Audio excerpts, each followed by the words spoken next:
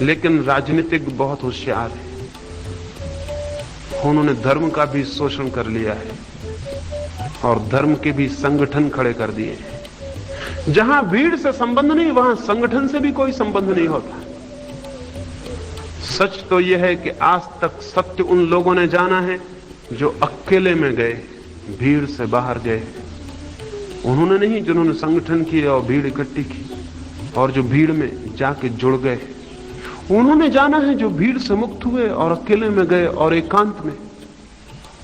और जब उनका चित्त सब भांति भीड़ से मुक्त हो गया, भीड़ की हिप्नोसिस जहां टूट गई, सम्मोहन जहां टूट गया, वहां उन्होंने जाना कि सत्य क्या है। भीड़ ने कुछ बातें सिखाई थी, जब तक उन्होंने उन बातों को न छोड़ा तब तक वे कुछ भी न जान सके। महावीर एकांत में पहाड़ियों में क्या करते थे? शायद आप सोचते होंगे शास्त्र पढ़ते होंगे।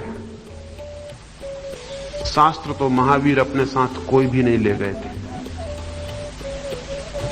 शायद आप सोचते हैं कोई मूर्ति बना के पूजा करते होंगे। महावीर के साथ तो कोई मूर्ति नहीं थी। क्या करते होंगे उस अकेले में? उस अकेले में महावीर भीड़ से मुक्त होने की कोशिश कर रहे थे। वो जो क्राउड है उससे मुक्त होने की कोशिश कर रहे थे। क्राइस्ट क्या कर रहे थे अकेले में, या मोहम्मद क्या कर रहे थे, या बुद्ध क्या कर रहे थे? भीड़ से मुक्त होने की कोशिश कर रहे थे। और इतना ही काफी नहीं है कि कोई भीड़ से भाग के जंगल में चला जाए। इतना काफी नहीं है, भीड़ मन के साथ वहां भी चली जाएगी। जरूरी यह है कि मन पर भीड़ के प्रभाव न रह जाएं। वो जो हमें सिखाया गया है, अगर उसके प्रभाव हमारे मन से अलग हो जाएं, तो हम भीड़ के बाहर हो जाएंगे। चाहे भीड़ के बीच खड़े रहें तो भी भीड़ से बाहर हो जाएंगे। सब हमारे विश्वास, हमारी धारणाएं, हमारे बंधन। पूछा है अगर इनको हम छोड़ दें तो निष्क्रिय हो जाएंगे। हम बड़े अजीब लोग हैं। हम बिना छोड़े पूछना शुरू कर देते हैं कि छोड़ देंगे तो निष्क्रिय हो जाएंगे। जिसने छोड़ा है आज तक उसे निष्क्रिय देखा गया है? महावीर निष्क्रिय थे, बुद्ध निष्क्रिय थे। उनसे ज्यादा क्रियाशील और कौन होगा? बुद्ध मरने का सूचना कर चुके थे कि आज मैं मर जाऊंगा, और उन्होंने अपने भिक्षुओं से पूछा कि तुम्हें कुछ पूछना हो, अंतिम बात तो पूछ लो, मेरी आखिरी घड़ी आ गई और मैं विदा हो जाऊं। उन भिक्षुओं ने, उनकी आंखों में आंसू थे और उनसे कुछ भी पूछते न बन सका, और बुद्ध एक वृक्ष की ओट में चले गए और आंख बंद करके बैठ गए ताकि वो भीतर डूब सकें और शांति से विलीन हो जाएं।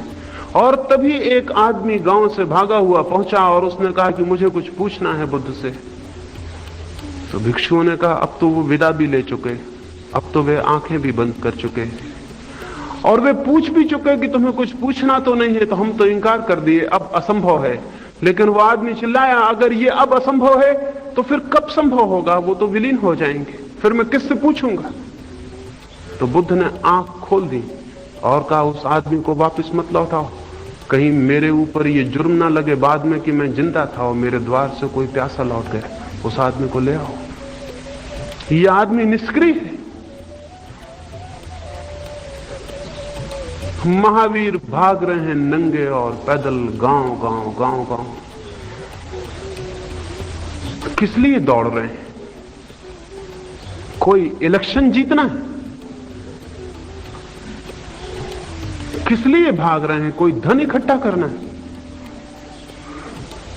किस लिए दौड़ रहे हैं? कुछ भीतर पाया है जिसे बांटना है। वो भीतर कोई झरना है जो बढ़ जाना चाहता है।